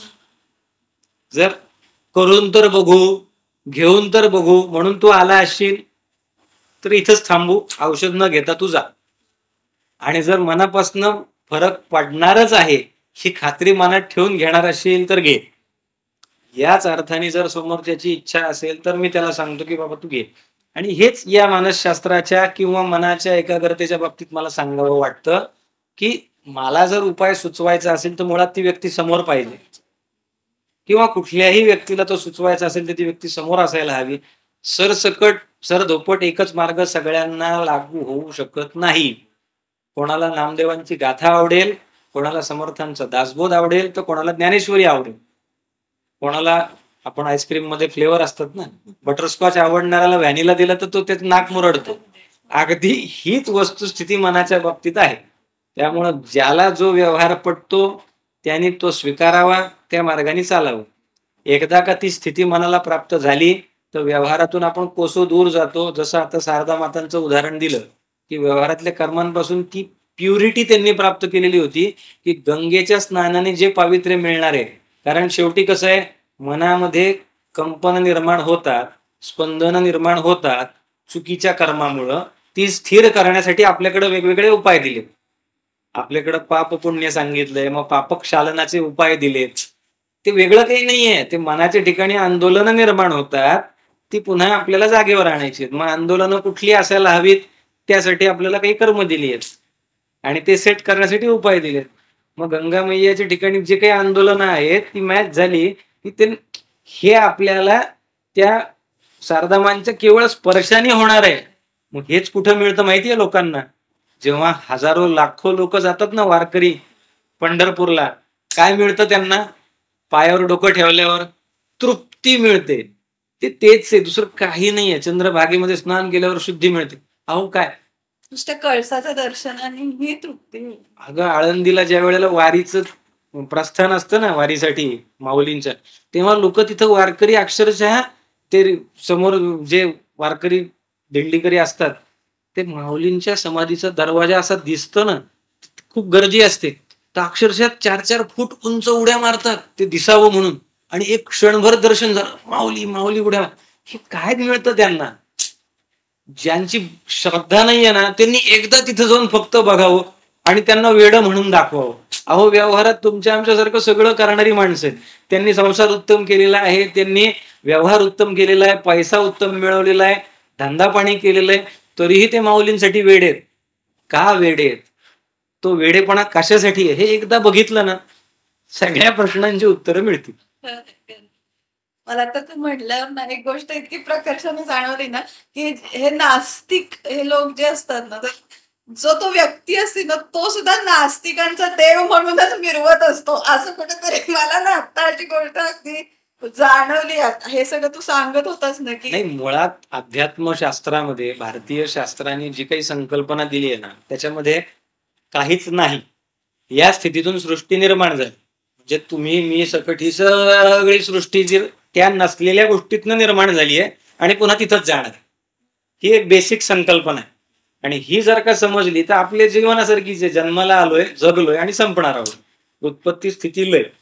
मग ही जर का आपल्याला समजली तर या सगळ्या गोष्टी आपल्याला, या सगळ्यापासून आपण कोसो दूर जातो. म्हणजे या सगळ्या त्याच्यामुळं प्रत्येक जन्माला आलेला जीव हा शेवटी तिथंच जाऊन मिळणार आहे. त्याच्या मनाला ते पटो अगर न पटो. त्यामुळे माझ्या दृष्टीने नास्तिक वगैरे असं नसतं. त्यांची ती श्रद्धा देवाच्या नसण्यावर श्रद्धा असते. म्हणजे मी एक असं उदाहरण अनेकदा मला ते आवडलेलं असल्यामुळे सांगत असतो की एखादी रेल्वे समजा उत्तरेला निघाली, समजा दिल्लीकडं उत्तरेकडं, त्या रेल्वेमध्ये जो कोणी बसलेला आहे तो व्यक्ती त्याच्या बोगीमध्ये मागे जातो, पुढे जातो, डावीकडे जातो, उजवीकडे जातो. त्याला जर विचारलं कुठं गेला, दरवाजापर्यंत गेला. म्हणजे कुठं? तो म्हणतो मी दक्षिणेला गेलो, पूर्वेला गेलो, पश्चिमेला गेलो. पण मुळात तो कुठं चाललेला असतो? उत्तरेला. कारण तो ज्या गाडीत बसलाय ती गाडी त्याच दिशेने चालली. त्याला वाटतं तो इकडे इकडे जातो. ही आपल्या सगळ्यांची वस्तुस्थिती असते. हे आपण वेगळे कुठं नसतो. आपण त्या चक्रामध्ये आपली भूमिका चालू असते. आपण आपलं जगून तिथेच जाणार असतो. पण आपल्या मनाच्या त्या भ्रांतीमुळं ती भ्रांती दूर होणं, संपला विषय. मग अध्यात्माचा मार्ग आपल्यासाठी मोकळा. म्हणजे ही गोष्ट नक्की आहे की मनावरचा संयम किंवा कंट्रोल हे जरी अध्यात्मशास्त्रामध्ये सांगून ठेवलेलं जरी असलं तरी सुद्धा प्रत्यक्षामध्ये जेव्हा ते व्यक्ती सापेक्ष होतं तर ते त्या त्या व्यक्तीच्या मनाची प्रकृती बघून त्या गोष्टी जर केल्या तर त्याचा असणारा इफेक्ट आहे तो वेगळा असणार आहे किंवा तो परिपूर्ण असणार आहे. असंच आहे. त्याचं कारण आता नाव कोणाचं घेत नाही कारण अनेक परंपरा व्यवहारात आहेत. पण 1-2 ठिकाणी अशा अनुभव येतात की काही प्रक्रिया ज्या सामुदायिक पद्धतीने केल्या जातात त्याचा त्रास काहींना झालेला आपण बघायला मिळतो व्यवहार. आणि ही गोष्ट खरोखर निदर्शनास आली पाहिजे आणि येते पण. आणि त्याच्यावर नंतर उपाय बदलून करावे पण लागतात. त्यामुळे सगळे मार्ग सगळ्यांसाठी नाही. पण जो इच्छुक आहे त्यांनी जर का खरीच ती तळमळ व्यक्त केली तर त्याचा मार्ग त्याच्या समोर येऊन उभा राहतो. हेही तेवढंच खरं. कारण ती पुन्हा मनाच्या संकल्पाची ताकद आहे. ताकद आहे. हो, खरं आहे, अगदी. म्हणजे मन, मानसशास्त्र आणि अध्यात्म हे अभिन्न अंग आहेत. हे फार महत्वाचं. महत्वाचं. आता मनाच्या कक्षेमध्ये थांबायचंय का त्याच्यात पुढे जायचंय? जायचंय. म्हणजे समुद्रामध्ये बोटीमध्ये बसून एक सफर मारून यायची आहे का डीप त्याच्यामध्ये आपल्याला समुद्रात उडी मारायची आहे, हे ज्याने त्यांनी ठरवायचा विषय. आता बघा, आपण हे अध्यात्मशास्त्र किंवा मानसशास्त्र हे लोकांच्या दृष्टीने जड शब्द आता थोड्यापुरते बाजूला ठेवूयात समजा, आणि एखादा अगदी नवीन आहे की ज्याची संशोधक वृत्ती आहे किंवा त्याला ह्याच्यामध्ये काहीतरी शोधून बघायचंय, एक पाऊल पुढे टाकायचंय, पहिलं पाऊल पुढे टाकायचंय, असं जर आपण म्हटलं तर ह्याच्या किंवा अशा लोकांसाठी म्हणून तू काय सांगशील? आता आपल्यासारख्यांना काय झालं की आयुर्वेदाच्या निमित्ताने आपण या विषयाशी जोडलं गेलो. काही जण असं होतं की मनाच्या स्तरावरचे त्यांच्या काही अडचणी निर्माण होतात आणि मग त्याच्या उपायाच्या निमित्ताने ते संशोधक होतात. काही जण असे होतात की व्यवहारातल्या गोष्टींनी सॅच्युरेट झालेले असतात म्हणून ते संशोधक होतात. काही जण मनासारखं कधीच होत नाहीये, मग का होत नाहीये म्हणून संशोधक होतात. अशा सगळ्या वेगवेगळ्या कन्सेप्टनी ह्या विषयाकडे येणारे जे कोणी असतील त्याला जर काही समजून घ्यायचं असेल तर मुळात पहिले पूर्ण श्रद्धा ठेवून आपल्याला जे काही जवळचं वाटेल ते एक कुठलं तरी ग्रंथाचं स्वरूप आपण वाचायला घ्यावं. म्हणजे अगदी कुठल्याही म्हणजे त्यांना जे आवडतील ते संत, म्हणजे अगदी महाराष्ट्राच्या बाबतीत बघायचं झालं तर आपण 5 संत अगदी नाव घेतो की ज्ञानेश्वर महाराज, तुकाराम महाराज, नामदेव महाराज, एकनाथ महाराज आणि रामदास स्वामी. ह्याच्या व्यतिरिक्त अनेक परंपरा आहेत. दत्त संप्रदाय वेगळा आहे, शक्ती संप्रदाय वेगळा आहे, अजून नाथ संप्रदाय आहे किंवा त्या परंपरेमध्ये अनेक आहेत. आणि मग माझ्या परंपरेनुसार जर मी घेतलं हरकत नाही. उलट एखाद्याच्या घरात जर परंपरा असेल तर त्या परंपरेच त्यांनी आवर्जून वाचावं, कारण ते जेवढं क्लिअर त्याला होऊ शकतं. कारण मुळात कसं असतं ना, जन्मोजन्मी आपलं शास्त्र असं सांगतं की जन्मोजन्मी प्रत्येकाचे गुरु तेच असतात. म्हणजे गुरु तुम्हाला मार्गदर्शन करायला पुन्हा तेच असतात. तुमचं कर्म जसं असेल त्यानुसार पुन्हा जन्माला येतो आपण, पण तेच गुरु आपल्याला मार्ग दाखवत असतात प्रत्येक वेळेला. त्यामुळे तुम्ही जर खरंच श्रद्धा ठेवली ना तर तुम्हाला उत्तर मिळते. अगदीच ह्याच्यावर पुन्हा आपण ते थोडंसं आध्यात्मिक विषयाकडनं किंवा त्या अँगलनी सांगतोय, पण अगदीच व्यावहारिक भाषेत सांगायचं ना तर संतांच्या सांगण्यावर डोळे झाकून विश्वास ठेवतो. आणि संत साहित्याचं वाचन हा एक, आणि वाचनाच्या निमित्ताने चिंतन. कारण गंमत अशी आहे ना की अनेक जणांना, म्हणजे आता आमच्याकडे एक स्तोत्र आहे, त्या स्तोत्राचं वाचन करताना सुरुवातीच्या श्लोकामध्ये गणपतीचं नाव आलेलं आहे. तर चर्चा करताना जेव्हा चिंतन करताना व्यवहारात त्याच्याविषयी कोणाला विचारलं गणपतीचं कुठल्या नावाने स्मरण केलंय, तर त्यांना ते गणपतीचं नाव हेच माहिती नव्हतं. सांगण्याचा हेतू असा की तुम्हाला त्याचा अन्वयार्थ लावताच आला नाही तर उपयोगच नाही ना. त्यामुळं नुसतं वाचन नव्हे तर चिंतन, आणि चिंतन करताना ते सोडवणं. म्हणजे बऱ्याचदा असं होतं की सगळे अर्थ मला लागतात असं नाही. म्हणजे जसं आता आपण बोलतोय तर हे बोलणं एखाद्याने समजा ऐकलं तर त्याला असं वाटेल की मला त्यातलं 10-20% कळलंय, 80% कळलं नाही. एखाद्याला वाटेल 80% कळलंय, 20% कळलं नाही. हे त्या ग्रंथाच्या बाबतीत पण होणार.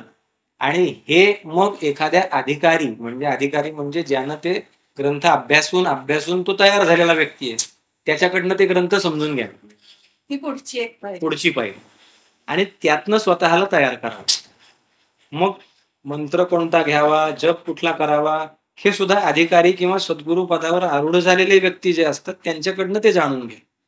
स्वतःच्या मनानं कुठली गोष्ट करू नये, ती गोष्ट करावी. म्हणजे संत एकनाथांच्याच बाबतीतली जी गोष्ट आहे पैठणला, की त्यांच्या आजींच्याकडे ते राहत होते. त्यांचे आई वडील त्यांच्या लहान वयातच मृत पावल्यामुळं ते आजीसोबत राहतात आणि कुठंतरी आजीसोबत प्रवचनात जातात आणि तिथं ऐकतात की सद्गुरूंचं अनन्य साधारण महत्व आहे, आणि आजीच्या मागे लागतात.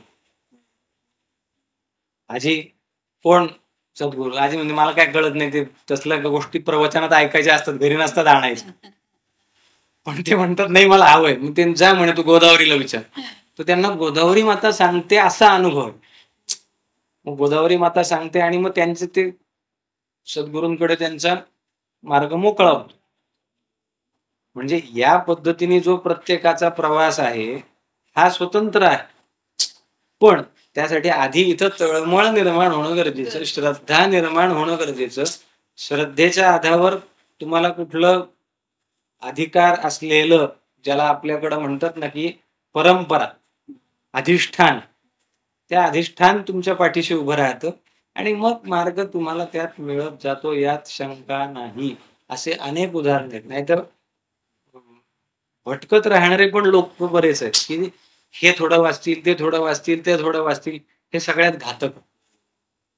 त्याच्यातनं एकच फक्त होतं की माझा वाङ्मयाचा अभ्यास आहे, हे फक्त मला अभिमान निर्माण होतो. पण त्या ग्रंथामध्ये जे सांगितलं हे जोपर्यंत मी बघत नाही जगून, हे माझ्या आयुष्यात ऍप्लिकेशन जोपर्यंत करत नाही, म्हणजे हा पुढचा अनेक टप्पा. वाचणं, चिंतन करणं, अधिकारी व्यक्तीकडून समजून घेणं आणि व्यवहारात वापरणं, या मार्गाने आपण गेलो तर आपल्याला मन उलगडेल. मन उलगडता उलगडता अध्यात्मात प्रवेश होईल आणि अध्यात्माच्या अंतिम स्थितीपर्यंत कदाचित या जन्मात, कदाचित पुढच्या जन्मात कृपा झाली त्या पद्धतीने आपल्याला सगळं काही प्राप्त होईल, यात दुमत नाही. मगाशी सांगितलं तसं प्रत्येक जीव असा जन्माला येऊन पुन्हा इथंच येणार. त्यामुळे आपला आज न उद्या उद्धार भगवंत करणार आहे. फक्त आपल्या हातात आहे की लवकर का उशिरा. पण त्या दृष्टीनं आपलं नियोजन ठरवावं, हे अध्यात्म सांगतं. आणि हे ज्याला कळतं ना, एका छोट्या कन्सेप्टनी किंवा एका छोट्या प्रसंगाने आपल्या या पॉडकास्टचा आपण एक एंड पॉइंट करूयात. शेवटाला जाण्याच्या आधी एक संतांचं संमेलन भरलं होतं. त्या ठिकाणी आपल्या सांप्रदायिक विचाराचं किंवा राष्ट्राच्या दृष्टीने आपण कशी कशी काळजी घ्यावी, त्या ठिकाणी अनेक जण अनेक मतं मांडत होते की आपण अशा पद्धतीने प्रचार केला पाहिजे, आपण शस्त्रसज्ज पण राहायला पाहिजे, आपण असं काय. हे व्यावहारिक सगळे मुद्दे मान्य होते. पण एका संतांनी जिथं ते ठामपणे मत मांडलं, ते खूप मला आजच्या काळात महत्वाचं वाटतं की आत्मबल वाढवलं पाहिजे. हे सगळ्याचा बेस आहे. म्हणजे कोणालाही जर पुढे जायचं असेल, आत्मबल म्हणजे काय, तर मी म्हणजे आत्मतत्व आहे, या तत्वाला जोडून राहणं. मग अशी आपण नाटकाचा जो विषय बघितला ना, तसं त्या स्थितीला कायम विवेक बुद्धीमध्ये तो विचार बॅक ऑफ द माइंड असणं की I am not the body, हे माझ्या कायम माझ्याशी मी रिलेट करणं. अर्थात हे या सगळ्या मगाशी बोललेल्या प्रवासातूनच साध्य होणार आहे. पण एंड पॉइंट कुठं असावा, यासाठी मला वाटतं की हे उदाहरण आपण डोक्यात ठेवलं पाहिजे की माझ्या कायम हे जाणीव आणि व्यवहार या स्थितीत मी जगणं. म्हणजे आध्यात्मिक भाषेत सांगायचं तर जे परब्रह्म तत्व आहे ते शिव आहे आणि जी व्यक्त आहे ती शक्ती आहे. तर या शिवशक्तीच्या बाउंड्रीवर कायम जगणं, शिवाच्या जाणीवेत शक्तीचा व्यवहार साध्य करणं, हे ज्याला जमतं त्याला सगळं समजल्यासारखं असतं. तेच संत आहेत. आपल्याला ते जमणं लगेच शक्य नसतं, पण ते जमण्यासाठी प्रयत्न करायचा असेल तर हा प्रवास या मार्गाने करू शकतो, तो करायला हवा. आयुर्वेद किंवा जे वेदाचे सगळे अंग आहेत, उपनिषद आहेत, आपल्याकडं ज्या भागवत आदी जे काही पुराणं आलेली आहेत, 18 पुराणं, हे सगळं हेच सांगतात. त्यामुळं भरपूर ऐकावं, भरपूर श्रवण करावं आणि यातनं पुढे जावं. ठीक आहे. आजचा जो आपला पॉडकास्ट झाला ना, तो मनोभूमिकेतून अध्यात्म कशा पद्धतीने एक बॅलन्सिंग ऍक्ट करत करत समजून घेण्याचा जो भाग आहे की नाही, तो आजच्या पॉडकास्ट मधून खूप जास्त समोर आला. की तू कोशांच्या बाबतीत पण म्हणलास की ते एक मध्य कोश येतो, तर ते शरीर, इंद्रिय आणि बुद्धी यांचा जो बॅलन्स सांभाळत आणि तू म्हणलास की प्रवासाला सुरुवात केली आहे म्हणजे आपण त्या डेस्टिनेशनला पोहोचणार तर आहोतच आहे. पण मग त्याच्यामध्ये हा जो मनाची भूमिका आहे, ती जर सुरुवातीला लोकांनी समजून घेऊन जर ते त्या पद्धतीने पुढे गेले, तर मग त्या डेस्टिनेशनला मे बी म्हणजे ते प्रवासाची मजा अजून जास्त घेत घेत आणि मे बी लवकर त्या डेस्टिनेशनला पोहोचू शकतील. हा आत्ताच्या ह्याच्यातून मी एक ओव्हरऑल काढलेला माझ्यासाठीचा तो अर्थ आहे. प्रेक्षकांनी पण त्यांना जे जे काही अर्थ समजले असतील ते त्यांनी कमेंटमध्ये नक्की कळवावे. आणि अनिकेत तू आज इतका सुंदर पॉडकास्ट आम्हाला दिलास त्याबद्दल तुझे खूप खूप आभार. Thank you so much. धन्यवाद. धन्यवाद.